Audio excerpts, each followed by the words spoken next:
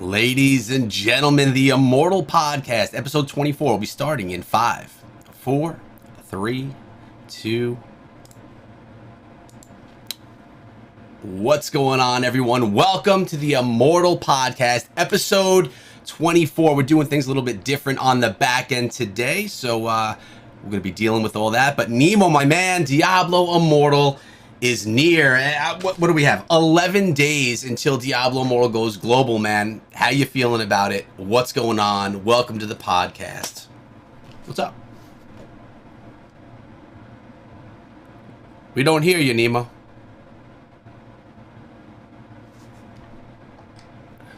Uh-oh.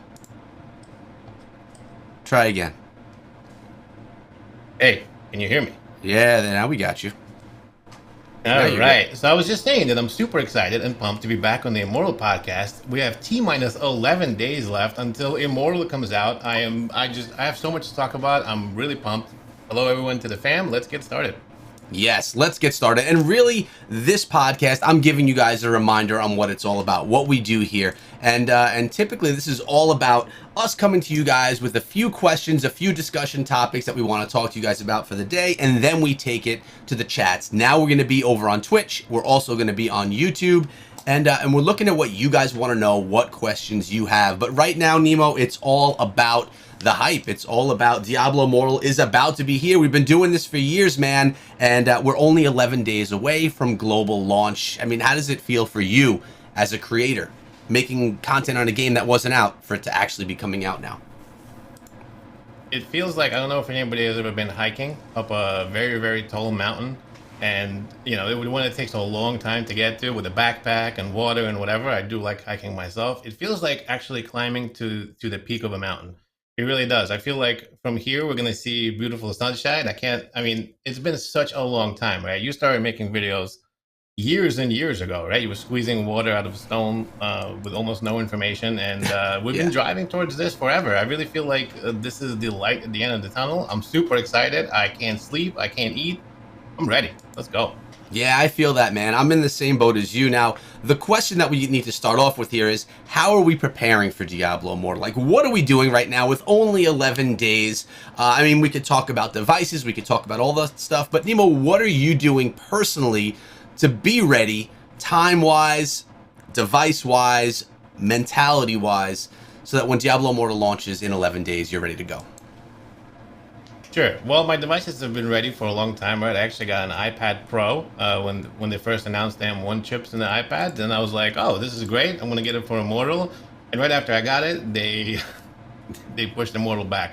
So it's been sitting here collecting dust forever, and it's ready to go. Same thing with my phone. I'm going to be playing on an S21 Ultra. I decided to go both Android and Apple, as well as PC, so I have all the platforms covered.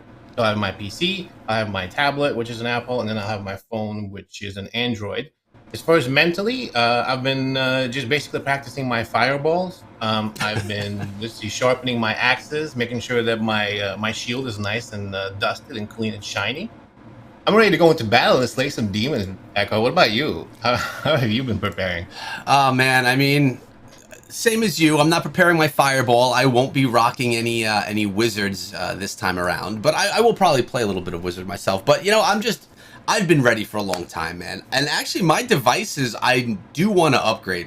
I have an iPhone 11, which is a 2-year-old device at this point, and I have a really old iPad. Like, this thing has got to be like 4 years old, and it plays Diablo Immortal just fine. But I know that I can improve the quality of the graphics and all that if I were to get myself a newer device, which I'm going to probably end up doing. I should probably do it sooner than later, so I'm ready to go day one. I want to look as good as I can for the audience and stuff as well. Now, I guess another question is, we know what we're doing right now, how we're mentally preparing, but what should we expect? So, Diablo Immortal, Nemo, has had 35 plus million people just pre-register for the game. Now, to put this into context, I was just watching one of Riker's videos yesterday, and in that video, he mentioned that he was talking about the Diablo 3 anniversary, about Wyatt discussing it over on Twitter, and he mentioned that lifetime Diablo 3 had sold 35 million copies. That's a 10-year lifetime statistic of Diablo 3. So how do you feel about that, Nemo? That Diablo Immortal already has 35 million people looking and ready and registered for the game. Now, obviously, there's a difference between a free game and one that you have to pay for, but still, day one, with that many, and there's probably, I would say we're going to probably be up to 40 million by the time we get to the actual launch day. How do you feel about that? I mean, it's absolutely epic, right? And to be honest with you, it's kind of expected. It makes sense. Mobile market, now also on PC, and free to play for everyone.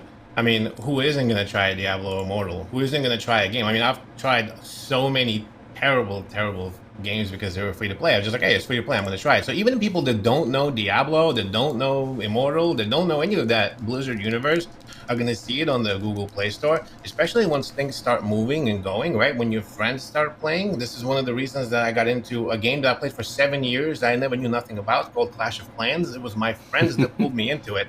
They said, hey, there's a game, you might want to play it. And I actually resisted for like almost 2 months. I was like, nah, I'm not going to play this. I got other stuff to do. And finally, as soon as I downloaded it, I fell in love with it. And I played it for 7 years. To this day, I still love the game. It's going to be the same for people that never heard of Diablo Immortal. So think about that too. All of the folks that haven't heard or seen this with the commercials and the campaigns and all the rest of that stuff. And again, the most natural way to come into a game is for your friends to pull you in.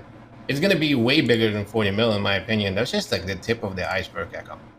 Yeah, I agree. I'm just grabbing my first question right here from the chat. So if you give me a moment to do that. Sure. And speaking about questions, actually, what you want to do is if you're in the chat, both Twitch and on YouTube, make sure to @ us. So make sure to tag me with a question, because we're looking through the chat and seeing who has any questions. We'll take them. Even if we're not taking them now, we're going to put them on my list. So make sure to tag me or Echo if you want us to see it, as well as we have a Discord server, the Scrappy Echoes Discord server, which has a Immortal podcast section. And in there's a channel called Pod Questions. We'll also be taking those questions from there as well. So if you're there, you can drop them in even before the Immortal podcast starts, which is kind of really cool. I love that. Remember, the Scrappy Echoes Discord server will be in the description of this video. That is our clan family, the best clan family in Diablo Immortal. I can't wait to play with everyone there. Thanks, Nemo. And I was just confirming, I just was going through I'm on YouTube right now. In the description, there is a link to our Scrappy Echoes Discord server. So if you want to come through, if you want to be part of what we're doing over there, the link is there. Come through right now. That's where everything that Nemo was talking about. Now, another thing that I want to bring up really quickly is what to expect on launch day with we'll say 35 million, because that's where we're at right now. But with 35 million people that are ready to play Diablo Immortal, what are servers going to do? Nemo, you're a tech guy. What's going to happen with the servers for Diablo Immortal on day one? Do you think they're going to run into issues, or do you think they're prepared? Well, I do. It's tough, because I think every game runs into issues when it first starts playing, especially in this type of environment. Right now, they already know the amount of traffic that's coming, and it looks like from the test that I've participated in, they're very much prepared. Like, they want to make sure that they're on top of their game, and because of that, I do give them as much credit as I possibly could to any developer. But at the same time, I don't know, man. In my opinion, it's like, I think that everything will be smooth, because again, we don't know how many servers there are, how many regions there are. I mean, it all depends, right? But with 40 million pre-registered or whatever, and more coming in, I'm sure that they have that handled. They've probably secured enough hardware, enough traffic, and enough global servers around the world to make sure they support that. Yeah, so I'd say it's probably smooth, but could crash. I mean, it's possible. Yeah, it totally could. I mean, we're talking about Blizzard. They've done this thing quite a few times before, so I feel fairly confident in their ability to pull this off flawlessly. But we're talking about massive numbers of people, so of course there always could be some issues. Now, I did get one question. It's actually from Wadams. He's one of our leaders over in the Scrappy Echoes. And Nemo, here's the question. It says, any whisper on clan social systems, Echo? I mean, now obviously Nemo and I, we work with Blizzard, and certain things we decide to not talk about. But I don't even think that this is something that we know anything about, Nemo. I mean, we know that there's going to be the clan inside Diablo Immortal. As it was, I think it was 150 people could be in a clan, but that maybe changed. I'm not sure if that was set in stone. Do you have anything to add here? I know that like the actual social system, like the chat and all the chat systems in the game were pretty solid. What do you think? Yeah, I mean, in general, the social system of the game is solid, but we don't know a lot about the clan stuff. And that could be of two things, right? Before in the previous test, we really just kind of got into the clan and we saw some things like there was clan achievements, a couple of things that you get as a clan, but really there wasn't anything else. It almost seemed like it was empty and bare, like something else may possibly be coming. Again, I don't know this, I'm just speculating. But at the end of the day, if you look at the last post that they mentioned, they did say that they're going to be doing a lot of changes to the cycle of strife and the way it interacts with the clan system via the dark clans. They're getting rid of the whole dark house stuff. But is there more? That's my question. Is there more to it than just the PvP? Like, is there more than just turning it into a dark clan and trying to participate in the cycle? What if there are other things? I really would love to see a bunch of other stuff involved in the clan system themselves to just make sure that we kind of are a little bit more tight knit. Maybe there should be clan wars. Maybe there should be a whole bunch of other achievements and group play and activities that are involved. Those are the things that I would love to see so I could play and participate with my clan mates, not just in a war band or a dungeon or possibly even turning into the cycle of strife. But I would like to see the clans be more PvE based as well. So we can see a bunch of other stuff involved. So I can play with my friends and do things like that. I would like to see that, but we don't know any of that yet. I'm sure there's stuff coming because I know that Wyatt mentioned that, you know, you might get 100 players or 150 players. There might be a bunch of other stuff, other social things and interactions, but I would love to see that for sure. It would be an A+. Yeah, and something that I know and that Nemo knows is a big part of Diablo Immortal and what they were trying to do here was create a good social experience for players. They've mentioned it many, many times over and over again. You could see it from systems inside of the game that they want people to enjoy playing Diablo Immortal with friends and have that type of an experience. So hope that helps answer it as much as we can, I guess. And I want to say thank you right now to people that are tagging us in the chat because it makes it so much easier to find these questions. An example of a question would be this one right here from Nux. Do you guys think at some point will be possible to transfer characters from one server to another? Just like, you know, you can do it now in WoW. And I think that Adam mentioned this in some Discord chats that he was in recently. I don't know if you got to see that, Nemo, but this is something that I think would be a future enhancement to the game. Because as of right now, you start your character on this server, you are spending your life on that server. So that's fine for right now. That's fine for day one. The issue comes in when you are maybe 2 years, 1 year, 2 years into the game, and people start to drop off. People stop playing the game for whatever their reasons may be. If you have a character or multiple characters in one server where you started, you spent your time, and you really, you know, got involved, and you can't move them if your server either goes toxic, because you never know if you have people like Nemo, we talk about the politics all the time. If we have people in the server that are running everything because they are the immortals and they maybe are less than kind, you may not enjoy playing there and you may want to go. Or a lot of people aren't playing in the server, so PvE may die down because there's just not enough active accounts. So I think in the future, there will be the ability for people to transfer in some way. Nemo, do you agree? Do you think that's going to be a feature that could come in time? Because we already know that Blizzard had said that they want to bring new things to the game and constant updates and stuff. What are your thoughts on it? I think it's important, eventually. I agree. I think that actually is very important for the reason that you mentioned, as well as the servers going stale and the whole toxicity. And the fact is, right, you might have servers that just might go dead, right? We've seen that in WoW. I've heard a lot of people mention this whole idea of like merging servers because others went down and etc. and all that good stuff. So I think it's a positive. I think you definitely should be able to do it. Maybe not. Maybe like they're kind of trying to figure out the class change system. Maybe as an out, as an ability for you to change if you need to, but not something that you're going to be able to abuse and just swap from server to server. Whether that's going to cost money, it's going to be a one-time thing or whatever. But I do think we should have the ability to switch. You know, like you said, there could be servers that are super toxic. We've seen some of that around, and if that's the case, a lot of people just don't want to get involved, and that would just ruin the game for them. So we should give them the ability to play, you know, at their own desire and pace. Yeah, and I agree. And you said at a price. Should we be able to do that at a price, right, Nemo? And for me, I'm going to pop you on the screen too, because I want to know what you think here, Nemo. For me, if I spent, let's say that over, and I'm going to go like with an average gamer's perspective here. I just buy the battle pass every month. I play the game for a year. I've spent like $60 in the game, right? would I want to just kill that character and move to a new server and start fresh, losing all that progress, losing that money that I've invested in the game because I had to go start fresh? Or would I rather pay $5, $10 to take that character and move it to another server? Now, I'm not saying that it has to cost money. I'm just saying that if I was invested, and $60 just buying the battle pass every month is not a lot. If you're more invested, if you're spending $50 a month, $100 a month, and some people even more, then you're gonna pay to move your character to a more desirable server.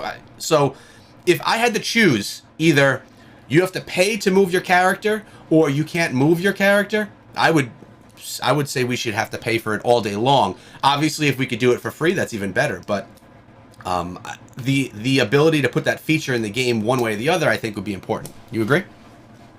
Yeah, for sure. Plus, it promotes the social aspect of the game, right? If you got into a server and you started playing before me and the server is full, and we're best friends and I want to play with you, I can't. So, I mean, you could move to my server, and the ability for people to pair and play together is my opinion, key.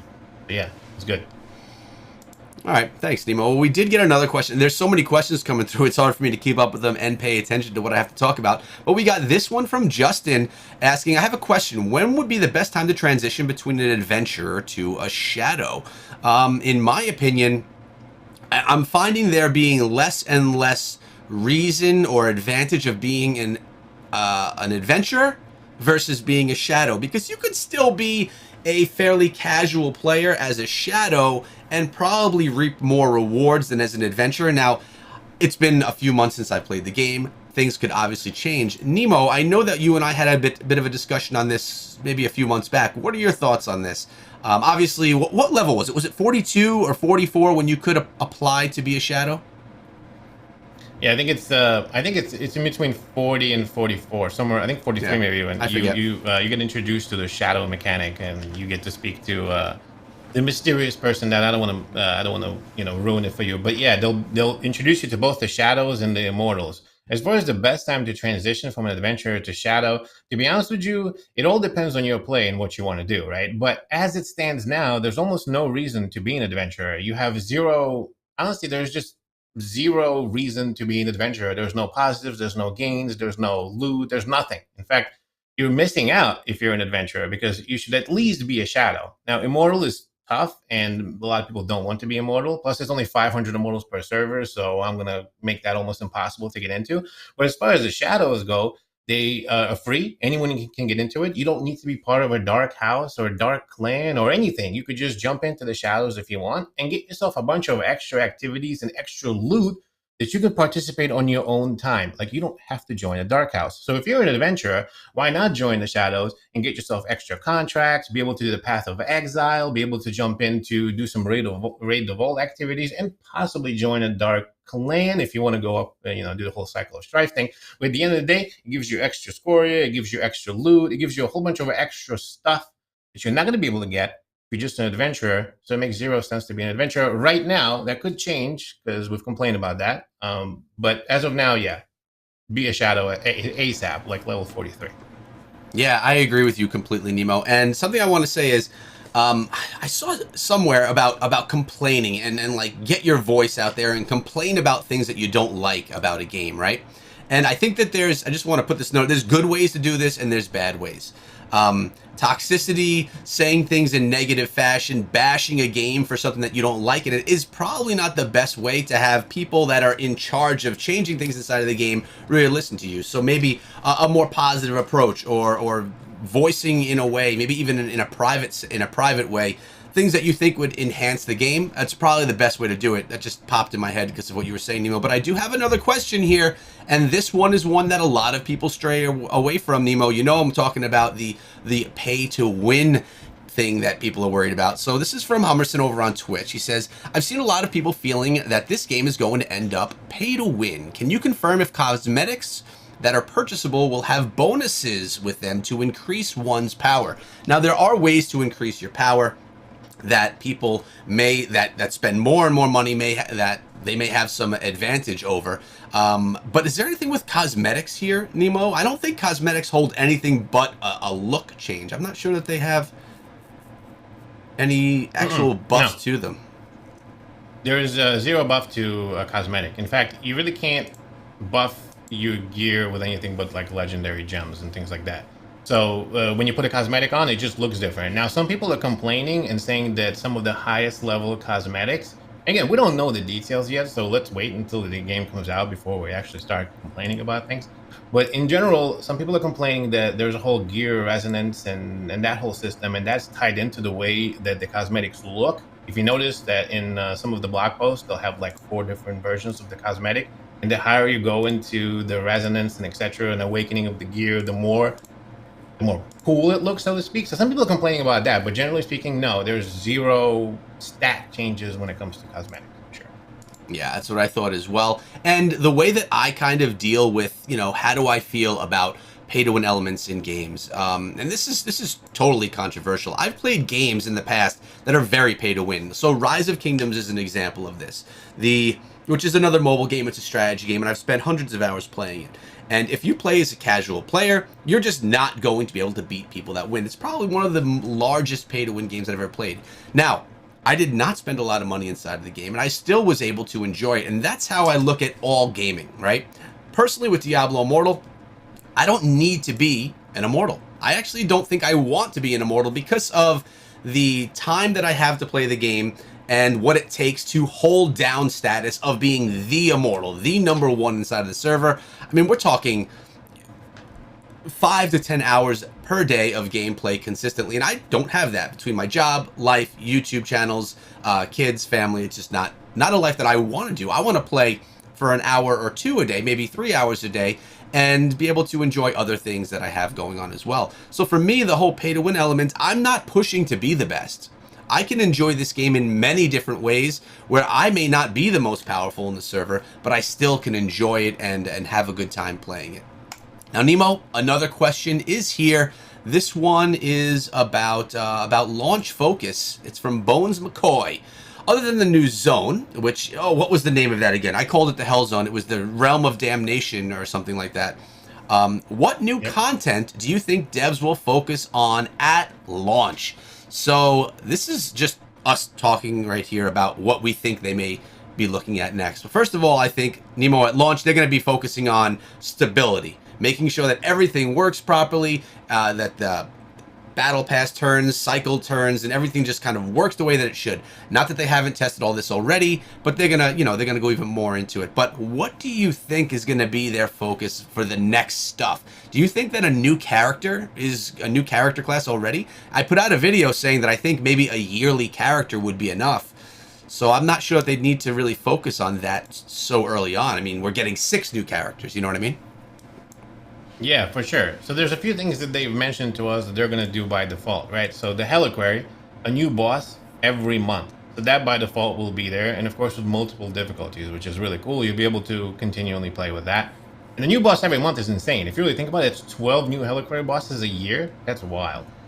Plus, that also ups a bunch of your stats and etc. So it's going to be something that you definitely gonna want to do. Another thing too, they're saying that every battle pass you're gonna have new cosmetics. So every battle pass, a new set of cosmetics, which is pretty insane as well, right? Again, something that you'll have to get, but it is going to be there.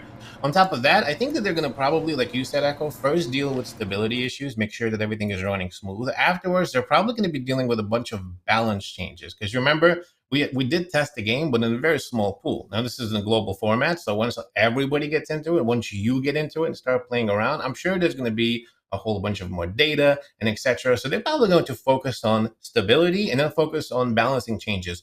Like I'm sure there are going to be changes in the PvP, maybe to some characters and etc. Things like that. And afterwards, of course, they're going to start focusing on other things. When a new zone comes out, if you really think about it, it's going to be a new zone, a new dungeon. There's going to be hidden layers in there, possible character, progression in the story, more levels for everyone, server paragon going up. That's like a really big change. I don't think that's something, like you said, maybe that's once a year type of deal. There's tens and tens of thousands of other changes. I would like to see changes to the PvP system, to the battlegrounds, to see how all of that works. And again, we still don't know how the cycle of strife is going to affect the entire overall structure of things and how everything else is balanced yet. So I'm sure there's going to be a lot of changes in that as well. So yeah. Thanks, Nemo. Now, we did have another question. Actually, two came in from this person right here. I want to grab the second one. But the first one is, who is your favorite Diablo game in the series and why? Or which Diablo game is your favorite? I'll answer this first. I was not a Diablo player since Diablo 1 and Diablo 2. I've played them. I haven't played Diablo 1. Played Diablo 2, played Diablo 3, played Diablo Immortal. My favorite, and Nemo, this is by far, is Diablo Immortal. I think it's a bigger game, a more robust game with more things to do, be it on mobile or not, doesn't matter. Diablo Immortal has so much more going on inside of it than any of the others. What do you think? What's your favorite? I know that you played a lot of Diablo 3, especially in the past.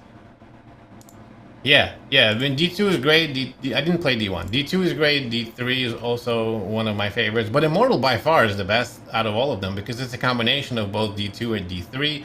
Because it's a combination of ARPG and almost like MMO. Because it has PvP, PvE. Because I can play with friends and on and so forth. There's basically they took all of the best parts from all of the Diablo games and put them together into Immortal. Right, a lot of people are complaining when they're looking at Diablo Immortal and saying, hey, we want this in D3. We wanted this in D3 for ages. And it seems like all of the things that people have sort of wanted, etc., in other Diablo games are coming over here in Immortal. Plus, it's being on mobile and PC at the same time, and the ability for me to be able to cross-play. If I want to play on PC, then grab it on my phone and go and all of that. I mean, there's no way that any other game is going to come even close to that. Diablo 2 was amazing. It still is. D2R is a great game. D3 is still fun. I love playing it. Witch Doctor OP every time, right? But at the same time, I'm not really sure if I'll be playing any other games once Immortal comes out because it's just the best. It's the best out of all, best of both worlds, of all three worlds, so to speak. So that's the game that I'm playing. For sure. I agree. I mean, I'm with you on that, Nemo. Now, another question that Mario asked was about how long does it take to get through the campaign, and we still haven't gotten that final zone. But if we had to put a timestamp on it, I mean, I guess there's two ways you can go through the campaign. You could like power through it just to get through it and get it done, or you can you can like stop along the way, go in every little dungeon you find, do every little event that you run into, which will obviously take you a lot longer. So, I mean, I'm honestly having a hard time even guessing how long it would take. What do you think, Nemo? How many hours do you think someone would have to sink in to get through the campaign if they don't stop to look and smell the roses, if they just kind of go through it because they want to finish the campaign? Well, like you mentioned that when we played, it wasn't full. At the same time, also, the progression was adjusted for us in all of the tasks. If you watch other streamers or content creators, or you played yourself, you should know that it's actually a lot quicker than a normal time. So we're probably going to see more time to get to, the end game. There's also obviously new zones. You have to get through that, the boss, and all that good stuff. But I would say probably a grinder would be able to get through it in a day. I would think if you just like not read any of the stuff, if you just play I mean, I've seen people play nonstop, but I'd say for a normal average person, a week would be probably really, really generous. Okay? You get to remember Diablo Immortal. If you haven't played before any of the Diablo games, they start at end game. So the whole idea of progressing and going through stuff, it's just the beginning. You need to get to the end game to really start playing the game. So just keep that in mind. But I'd say probably a week is being generous. Let us know in the chat what you think. If you've played the beta and you want to give us some of your ideas, I'd say a week. Yeah, I'm actually looking at the chats right now. I want to see what you guys have to say. So I'll kind of pull that out a little bit and see. But there's so many ways you can play it. And I mean, when I get to Westmarch, I know I'm going to want to do some rifts, man. I'm going to spend a few hours just rifting when I get to that point in the game. So it just depends on how you play. Here's another question from Justin, another one from Justin. When the game launches, how will we know who is in your clans, as the Scrappy Echo Discord does not have places to join to talk directly with players? So what I'm taking this as an opportunity right now, Nemo, to kind of pull up our Discord server. So this is the Scrappy Echoes Discord. This is the most extensive Discord server that I've seen ever made, that I've ever seen Nemo make. He is the god of Discord servers. This is the family that you would come to. Now, obviously, I have permissions to see all, but you guys come through here, and we have over 2,000 members at this point in time, quite a few over 2,000 members that are waiting to just kind of support us, you, and everything that you're doing. So this is where you come. What do you want to say about that, Nemo? How to get in touch? What's the best way for someone that is brand new? They want to join us on this journey. They have so many questions. Where would you ask them to voice their questions? Absolutely. So if you want to just join the community and come hang out, right? The Scrappy Echoes is open to everybody. It's public. So if you'd like to just join, chat, and etc., you could just join the server and chat in visitor quarters. There's tons of people that will be able to chat with you, explain things, and of course, it's broken down into sections. So if you have the specific questions about a monk, about a barbarian, about a whole bunch of other stuff, PvE, PvP, that's all in the Discord server as well. If you want to join our clan family and start directly talking about the clans, where you're going to get into, how is it all going to work, etc., etc., etc., you want to make sure that you join that same server and ask to be in our clan family. Now, we had open pre-registrations before, but as we're getting a lot more people, some folks are kind of getting put into basically a queue. So once we get everybody in, you're going to be able to know what clan you need to get into. All of the specifics are within the Discord server, and you're only going to get those specifics if you join the clan family and ask to be in it. So once you get the actual clan roles and get into the family, you'll be able to see what you need to do. We have tons of clans. We actually have clans all over the world, not just US. We have EU clans. We have clans in Australia. We have clans in Asia even that are starting. Literally, we're worldwide. We have 2,000 people that are ready. So all you have to do is basically join the server, make sure you get familiar with it, and make sure you ask to be in the clan family, and somebody will be able to get you in, get you an application, get you started. It's really nice and easy. Yep. Just join the server. Yeah, and to join the server, the link is in the description. There is also a link on the Twitch if you're watching on Twitch. It's the... I don't even understand Twitch as well. I'm new to the... Well, I'm not new to the new Twitch scene, but I am not as versed as on YouTube. But the Discord links are there within the panels. I want to just stop for a second and thank Marcus and Crimson. Crimson became a member. Marcus dropped a donation over on YouTube. We appreciate you guys with all of that as well. Nemo, I'm sorry to do this to you, man, but I got another question that I'm going to give to you because it's about Diadessa's blessing. And I know that you are more versed on it than I am. And it reads, it's from Christian, by the way. Some guides mention something called Diadessa's blessing that increases rewards in some activities. What exactly is this blessing, and how do you obtain it? So, kind of give people a quick overview of what this actually is inside of the game. Sure. Diadessa is the creator of the ultimate crown. She has something called a blessing. A blessing will give you more gear and more loot. And the way it works is that the immortals have to basically participate in Kian's Ordeal. Kian's Ordeal is a 48-person raid. This raid, in lore, is basically a way for you as the immortal to protect Sanctuary against hell and demons themselves.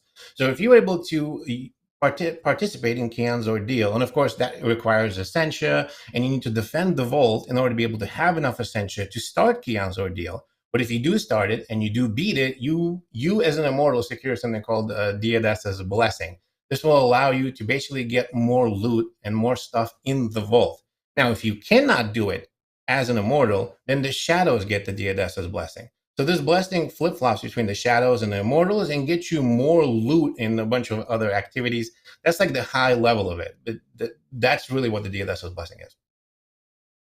Well, thank you, Nemo. I appreciate that. And you bring us right to our next question, which I want to say is from an Any Key member, which is against anti-bullying on Twitch. I love seeing that next to it. But this is from Pithrin. And by the way, I see a lot of names on Twitch and on YouTube that I haven't seen before. They're here for the first time. Welcome to everyone new. You guys are you're hanging out with the best people for Diablo Immortal, the best clan family. And they're all in the chat as well. So here we go. Can you explain holding your battle pass points until reset day to be able to farm the platinum daily, please? Nemo, this is something else. I believe we talked about it in one of our guides. It was another topic that you kind of discussed, and it was really just about being able to get more platinum at the end of the day. So do you want to just kind of revisit that really quickly for us, please? Sure. Basically, you get battle points, right, by doing activities in the game, a bunch of different activities. You take these battle points and you turn them into the battle pass to progress the battle pass further and further and further. Well, there's also daily activities within the game that give you daily rewards like platinum. Platinum is very important. You're definitely going to need it, so you don't want to miss out on it. And the way it kind of works is if you turn too many battle points in for the week, you'll eventually cap it out for the week. Therefore, you're not going to be able to turn any more battle points. So if you go hard and play for like 2 days straight nonstop and just bang those battle points into your battle pass, you're going to eventually max out for the week. And when you do, you're not going to be able to claim the daily reward platinum that you get. So the best thing to do is to, and again, this might change. This might have been a bug. They might readjust it. So keep that in mind when the game comes out. We'll need to double check this. But what you want to do is keep all of your battle points and just turn in enough to get those daily platinum rewards. And at the end of the week, right before the reset, I think it's Sunday, you just blast all those battle points into your battle pass, cap it out, and then you'll be able to get all of the platinum and all the battle pass points without missing anything out. Bam. That was the whole tip. There it is. And we appreciate that, as does everyone that has never played and needs those tips.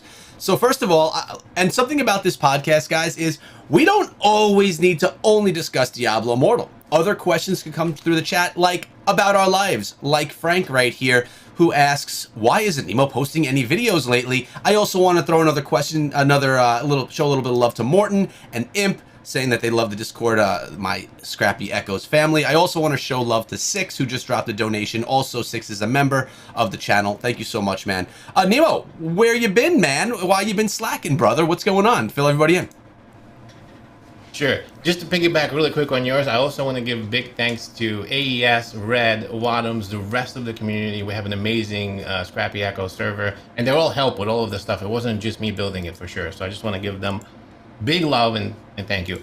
As far as where I've been, so I took a 2-week vacation. A lot of people have been pinging me. I have like over 500 messages on Discord. I am not kidding you. I have a whole bunch of stuff. I love you all. Thank you so much for caring about me. This is exciting. I almost, I underestimated all of you and didn't tell everyone, just the family. Didn't really tell anyone on YouTube that I was going somewhere. So I went on a 2-week vacation across the world. I went to Hawaii.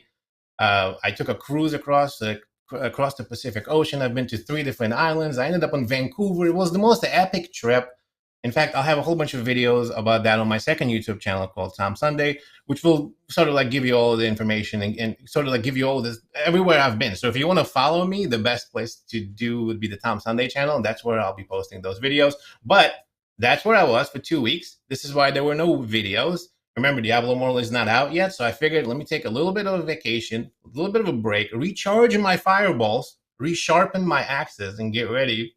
But the videos will be coming out starting actually next week. I'm going back to being, weekly, daily, or whatever. So you'll see me back every day, nonstop. Diablo Immortal is super exciting, and I'm definitely coming back, with a fire of 1,000 suns, as they say. So yeah, that's where I've been. I like that, Nemo. And this is Nemo's channel right here, his vlogging channel, Tom Sunday.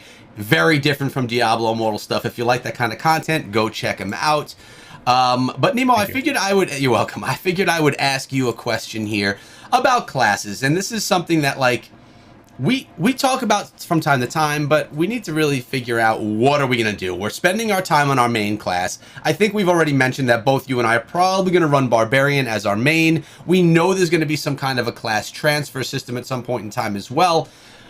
But what are you going to do about the other classes? I mean, we're content creators, Nemo. We need to put out content on all the different classes, but we don't have time. I mean, we work for a living. We have families. What are we going to do? What are you going to do regarding your main and any others? By the way, people talk about treasure goblins. Are they in Diablo Immortal? You're witnessing it right now. Treasure goblin trying to escape me. I am the Crusader. It will not run. There he is. So what's your plan? And this is just footage from the alphas and betas that we have collected over the past year. What are you going to do, Nemo? I mean, I know you got your main, but are you going to run all classes? What's the plan? Yeah, well, that's a tough question. But just to piggyback one more time on your goblin, is it not true that whenever you see a goblin, you get this like anxiety and tunnel vision just to go murder it? Like you forget about everything else. I've chased goblins across terrains, man. 100%. And it's not even like the reward is that good. It's just you want to beat that treasure goblin. But I'll tell you what, one time in Diablo Immortal, I came across, and I have it in footage somewhere, 2 treasure goblins at one time. I don't know if you've ever seen that, Nemo, but it was double the rewards. It was difficult, but I did slay them both. They never got in their portal. I did see that. Did you? Okay. Yeah, and they both went in different directions, so I had to pick one. I let the other one go. It was very sad. They went in different directions for me too, but I was capable to slay them both because. Well, you are much better than me at that point. You know, I was so just the plain old wizard without the fireballs at that point. But all right, so listen, tell us, Nemo, what are you doing class-wise?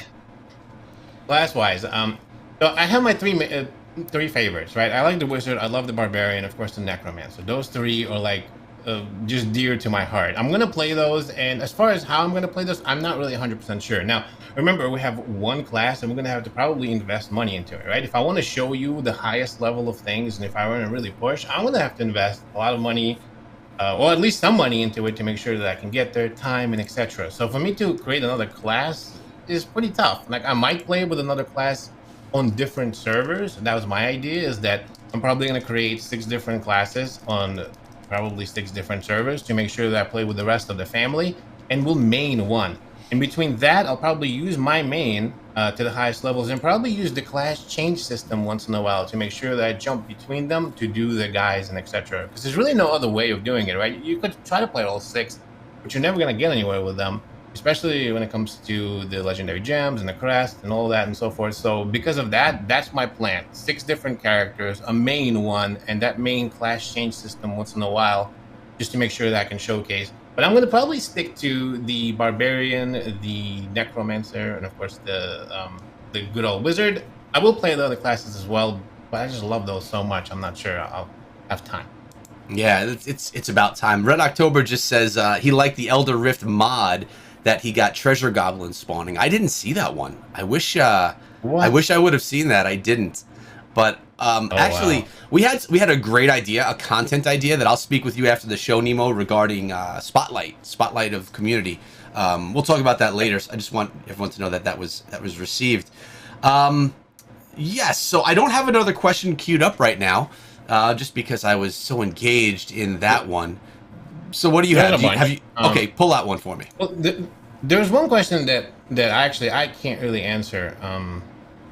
And this is about a demon hunter. In fact, a lot of people are asking about a demon hunter. I know you've played with the DH a lot, so maybe you can answer Yes. this. They asked, how did you like it? Did you love it versus love it? What was the difference between that and other classes? And the most important one, does it feel the same in D3? I'm not sure if you played it in D3 and No. Immortal. So that was All right, good question. So, and actually, there's another question about the Demon Hunter, and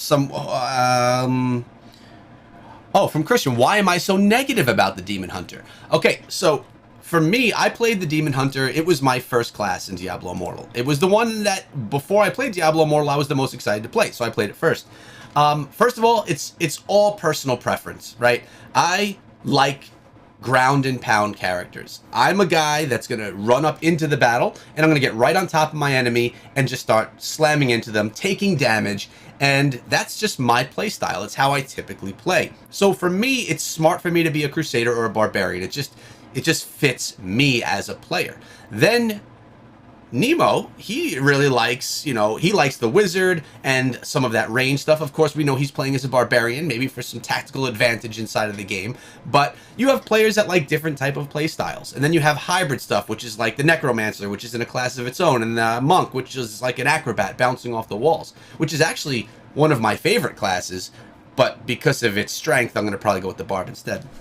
But I'm not negative on the Demon Hunter. I think it's a great class. And I'm actually not negative on any class inside Diablo Immortal. I think they are all extremely well made and extremely well done. Now, if you're talking about the video that I put out comparing ranged classes, I did think that the Wizard was the stronger of the two, just because how the skills synergize when you're playing with other teammates, and how the skills of the wizard synergize better with your teammates versus the skills of the demon hunter. Demon hunter seems to be more elusive, faster, and have some nice cool evasion attack while evading.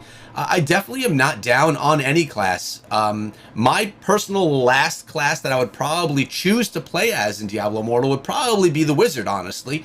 But that doesn't mean at all that I think it's a bad class. It would just probably be my last choice. Number one choice would be Barb. Number two would be the Monk. Number three would be the Crusader. And number four would be Necro. Maybe not. Maybe the Necro would be number two. I don't know. But I just don't like range classes, Nemo. What do you think about Demon Hunter versus the Wizard? I mean, clearly you're a Wizard guy, right? sure. Wizard is more of my playstyle, but the Demon Hunter is very strong. If you know how to play with them, they're a bit squishy at first, but they have really good range capabilities. Even better than the Wizard, right? With the cannons, with the automatic turrets, they have a bunch of other stuff. The Demon Hunter is a good class. In fact, all of the classes in Diablo are amazing. They all have synergy, and they all have what I like to call the wow factor, right? If you're playing with the DH, you're going to look at other ones and say, I really like some of the stuff in there. Or if you play with the wizard, you're going to be envious of the barbarian and some of the stuff. Like some people asked about class consumables. That's another thing, right? Each class has its own little consumable, and you might be jealous of the other one. Like the barbarian has a consumable that is really awesome. It increases your skill and the skill of everybody. I mean, the speed and the speed of everyone in your party. Now, the wizard has one of the worst class consumable skills in my opinion. And I've complained to Wyatt about this forever, and I'm going to still complain nonstop for all of my wizards. What is with that? So a wizard's class consumable is a scroll back to Westmarch.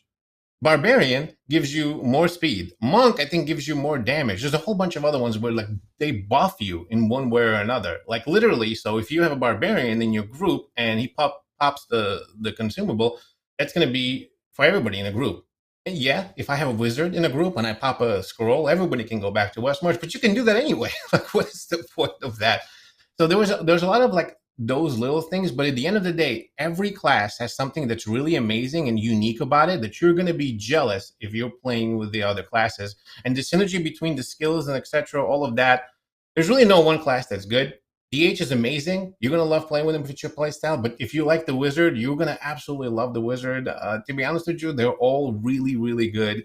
The only one that I didn't particularly really like was the Crusader. But again, that's my personal opinion. Wizard is the best range. Again, my personal opinion, but that's how I think about it. I think you did a nice job explaining there that everything really is good. There's no class that's just bad or that you're gonna not enjoy. Now, maybe you won't enjoy it because it's not your playstyle, but also Nemo said that if you're playing the barbarian, you're gonna like want to play another class. And if you're playing that other class, you're going to want to play this class because everything has something that is desirable, right?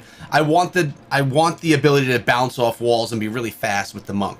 I want to be able to spawn demons to fight alongside me with the necromancer. I want to be the best tank inside of the game and plays the barbarian. I want to be able to mount a horse and collect all the enemies and then smash them with the crusader. And if I liked ranged classes, there's probably things I'd want to do with those as well. But I don't. So there's not. But we do have another question right here coming in from MWADSIT. If we're planning to play more casually, 1 to 2 hours per day, should we still be looking into trying to join a warband? And I think there's a place for every type of player. And to be honest with you, Diablo Immortal is literally going to be life for me. But I'm still not going to be playing these 10-hour per day sessions. I mean, I'm going to try to play 3 to 4 hours a day, but it may also, for me, look more like 1 to 2 hours per day. A lot of this I'll be doing live streaming, and I'll probably do just gameplay live streams on Twitch. So, by the way, if you're watching right now on YouTube, the Immortal Podcast will always live on YouTube and Twitch. But when I just play casually, just playthroughs, I'm going to do those on Twitch just so I don't clutter things up on YouTube. At least that's the plan. By the way, I didn't mention this, Nemo. Our podcasts are available on all platforms. Once this podcast is over, it will be live on YouTube, and you'll be able to get it on within an hour or two on Apple Play, on Spotify, everywhere. The Immortal Podcast, just search for it. You will find us. We are there, so you can consume us anytime, anywhere. But for the live experience, for your questions to be answered, you have to be here right now. So what do you think about this warband concern here by the Mwatsit?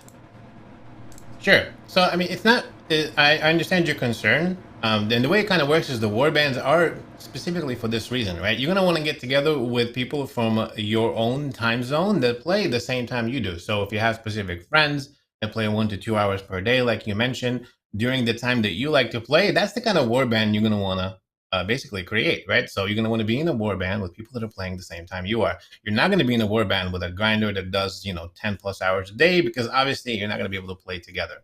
So generally speaking, that's the idea. And in the family, we have a whole bunch of different warbands. So if you join the Scrappy Echoes, just talk to someone, and I'm sure you'll be able to find a group of players. There's tons of players that are going to be playing together. So you just find a group that's more, towards your flavor, so to speak, and go for it. Nice and easy. Yeah, thanks, Nemo. And something else that I wanted to say, a question came out, is it going to be all Barbs and Crusaders inside of the game? And, balance changes are a thing. And in a game like another mobile game like Brawl Stars I play all the time, they have regular balance changes. A character that's going to be strong this month may not be strong next month. And it's frustrating when you invest in that character to upgrade them, but at the same time, it keeps the game balanced. Now, there's only 6 classes in Diablo Immortal, not 35 characters like there are in Brawl Stars, but I would predict, and Nemo, tell me if you think I'm right or wrong here, if Blizzard noticed that 75% of people playing the game have chosen a certain class, let's say Barbarian, for example, do you think they would make some balance changes so that people would choose a wider variety of classes so the game doesn't just look one certain way? What are your thoughts? Because I think if something is overwhelming in one direction, they would probably change something. Agreed. I actually don't think that everyone's going to be a barbarian or crusader. It really depends on what you like to play and how you like to play. I mean, if you're trying to be the best of the best and all of that, and you want some of the most tactical advantages, you're probably going to start with, some sort of probably like a necro would be the best thing to start, so you can level them. It's easier. But then afterwards, you probably will jump into like the crusader, possibly a barbarian. A wizard is a really good class as well for PvP. They all are very good. Certain classes for PvP will require you to spam skills, to require you to have a specific build versus being easier. So maybe those people will play, the ones that are really into the PvP or cycle or whatever, might play Crusader or Barbarian. But then again, that doesn't mean that you can't play with other classes. And there are tons of other people that have played every other class in both PvE and PvP and were very successful with it. Don't let someone tell you that, a Barbarian or a Crusader is the only one. Just because you see 1 or 2 streamers playing with them doesn't mean that it's the best. I've seen plenty of times people who were a wizard who destroyed those streamers with the Barbarians and the Crusaders. It's really about how you play. So that's the idea. As far as the balance, for sure, 100%, Blizzard will be looking at that, and I'm sure they're going to be balancing things out. Now, how will we balance? This is a big it's a big contention, so to speak. A lot of people are complaining about like the Barbarian having the Undying Rage, which is a passive skill, right? That it gets activated every time you get close to death, which some people say, oh, it should be completely removed from the Barbarian. Some people are saying it should be buffed. There may be things like that are going on, but generally speaking, I know that they're looking, and they're definitely going to be seeing if there's 75 Barbarians in 75% of Barbarians are in West March. I mean, I'm sure they're gonna definitely adjust that. Yeah, sure. and I'm not saying that I think that that's gonna happen. And Nemo, you made a great point there, man. Like, just because you and I talk about the classes that we like and other content creators talk about classes that they like, doesn't mean that we're the majority. Now, we're just content creators on YouTube. Yes, we have a lot of people that may watch our stuff, but just because it's my opinion doesn't mean it's the majority's opinion. So I don't want you to think just because I think the Barbarian is the best,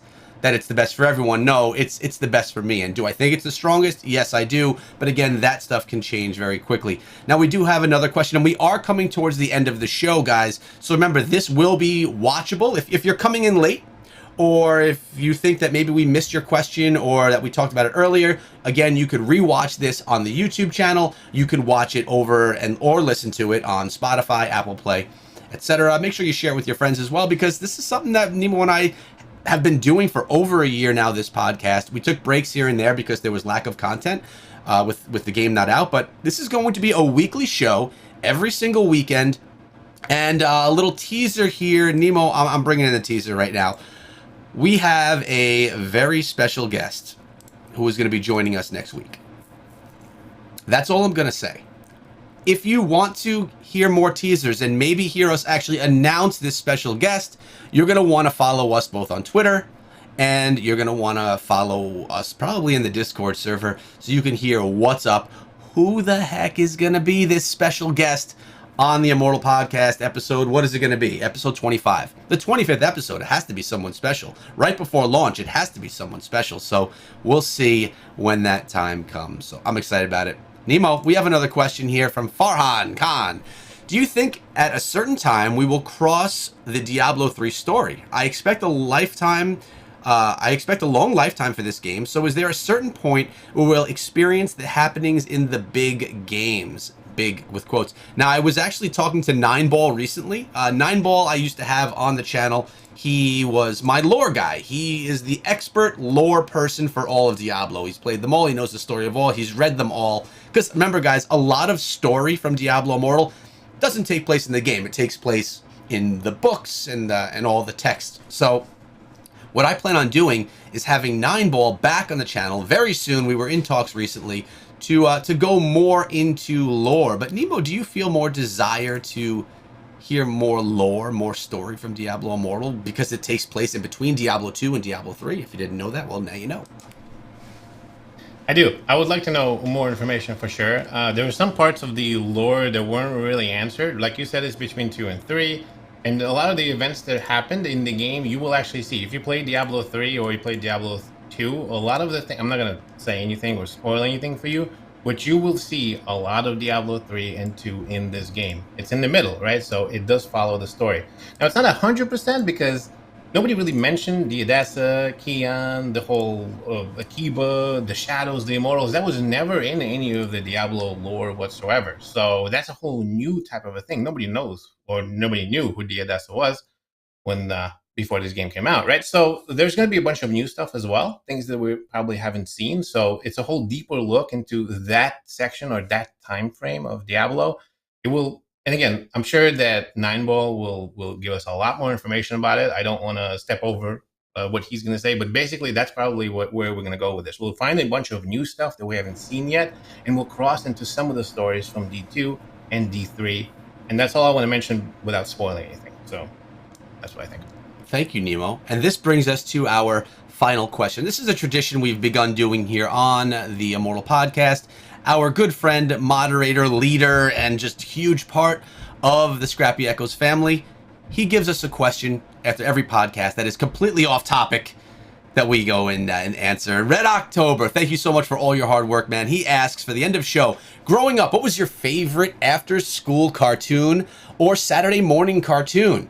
And why was it Animaniacs? I guess he's asking me, so I will answer this first.